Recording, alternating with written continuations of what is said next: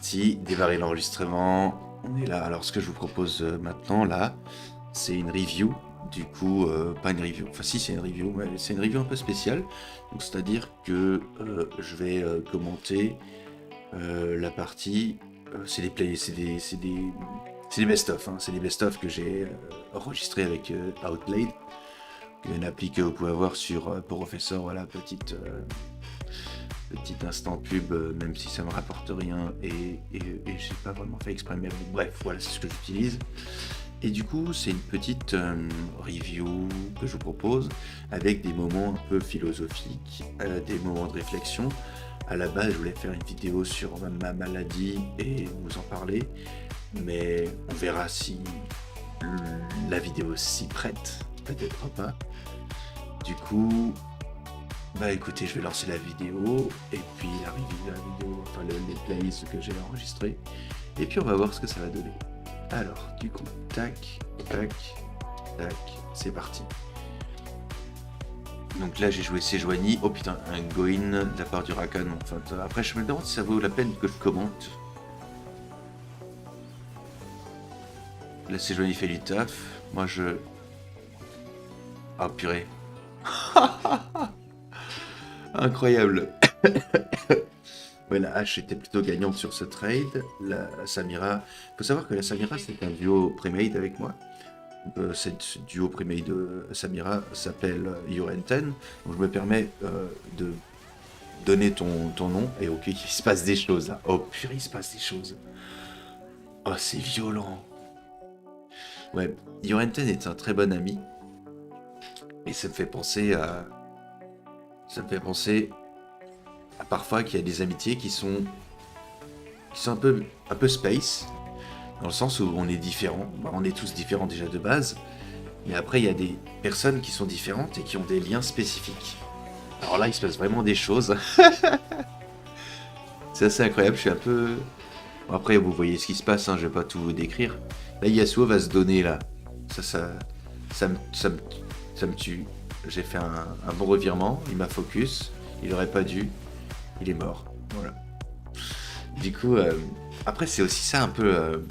je trouve la botlane, ça se prête beaucoup à une morale un peu chrétienne, non, je peux dire ça comme ça, je pense.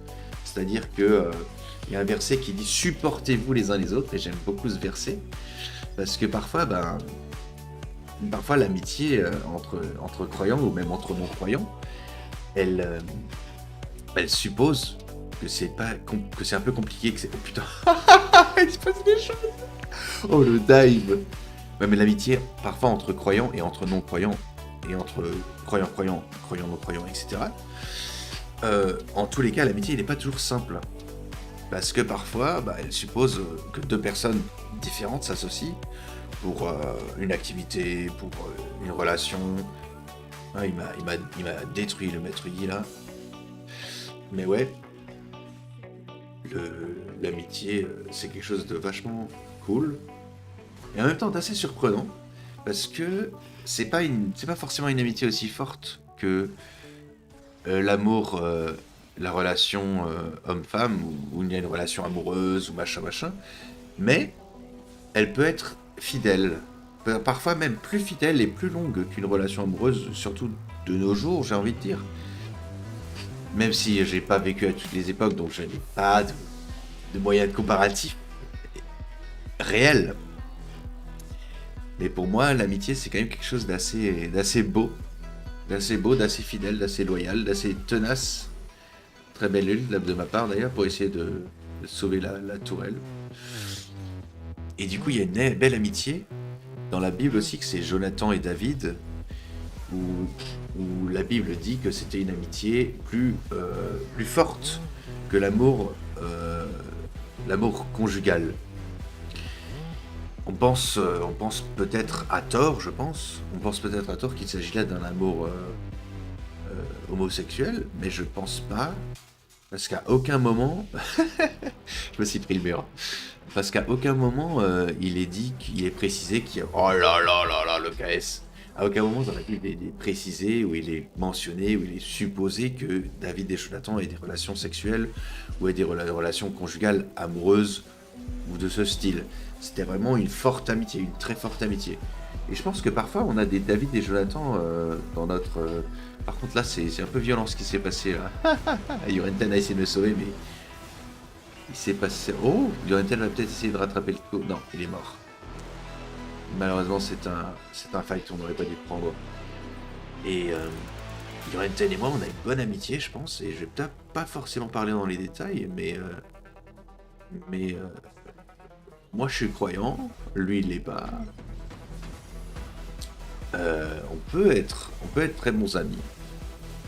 Et je pense que l'amitié ne doit pas être, ne doit pas, enfin c'est pas parce qu'on n'est pas croyant qu'on peut pas avoir des amis non croyants. Ça, je pense que c'est quelque chose d'avéré.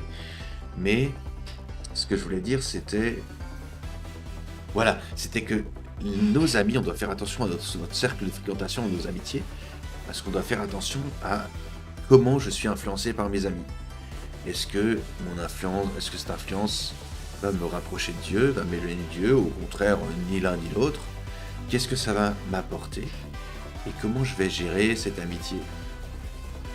Là, actuellement, on joue pas mal à LoL, et moi, ce que j'aime bien dans les amitiés sur LoL ou dans les jeux vidéo, c'est que on va partager une passion en commun. Ce que j'aime beaucoup dans un certain livre dont j'ai totalement oublié le nom, je vous le mettrai en commentaire si je m'en souviens. D'ailleurs, je l'ai chez moi, donc je vais m'en souvenir. C'est un CV pour l'éternité. Voilà, un CV pour l'éternité. Ce livre nous parle de quelque chose de. La game va se finir, du coup, les 5 minutes sont passées. Mais je voulais juste terminer avec ça. Et je vais juste vous redire que. Voilà, je vais terminer avec ça. Nos passions, nos passe-temps, ce dont on passe le plus de temps, non pas notre métier, pas notre relation, pas nos études, pas ce qui est forcément le plus central dans nos vies, mais ce qui est central au niveau de notre, je sais pas, je du cœur à droite ou à gauche, j'en sais rien, je sais jamais. Quelle honte. Mais ce qui est le plus important, je pense, dans nos passions, dans nos passe-temps, c'est qu'on y met du cœur. C'est là, on se dit, on n'a pas besoin de faire d'efforts pour y aller, quoi. On y va, on se lance à cœur perdu, et puis on kiffe ça. On aime bien faire ce qu'on fait dans nos passions. Du coup, si c'est les passions, les passe-temps, nos hobbies, nos moments où on n'a rien à faire, on fait ça, et ben c'est bien, je pense, et c'est important d'inclure Dieu dans notre passion, dans notre passe-temps, dans ce dans quoi on passe le plus de temps, ce qui nous passionne, ce qui dit waouh, ça c'est un truc de malade, ça je kiffe. Et je pense que c'est très important d'inclure Dieu dans nos passions et de ne pas avoir une mauvaise attitude dans notre passion. Et sur LoL, ce qui est vraiment dur, c'est d'avoir une bonne attitude quand on perd. Quand on gagne, ça peut être aussi dur parce qu'on peut avoir tendance à avoir une attitude moqueuse ou orgueilleuse ou fière, alors qu'en fait on pourrait juste rester humble et puis dire GG well play quoi. Je pense que on doit faire attention autant quand on gagne, autant quand on perd. Quand on perd, c'est plus difficile parce qu'on est abattu par des sentiments très lourds, parfois très mauvais ou dépressifs ou tristes, sans aller jusqu'à la dépression parce que c'est peut-être pas maladif, hein. Vous êtes pas maladif comme moi quand je joue à LoL. Moi je sais que quand je perds à LoL, je me sens pas bien. Quand je gagne à LoL, je me sens très bien. Et comme quand on se sent pas bien, il faut savoir ne pas rager, rester fair play, prendre sur soi, passer à autre chose.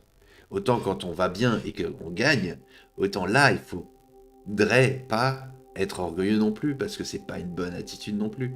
C'est pas une attitude chrétienne, c'est pas une attitude respectueuse, c'est pas fair play. Voilà, je vais terminer là-dessus. C'est la fin de la game, hein.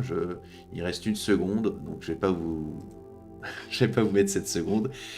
Merci de m'avoir écouté, et puis je vous dis à plus. Ciao. Ciao. I wasn't after forever, just for whatever. I was one of the dark hearts who thought that they never truly be open. But this is an explosion of star-crossed and blood rushed and head tossed and cheeks flushed and weeks.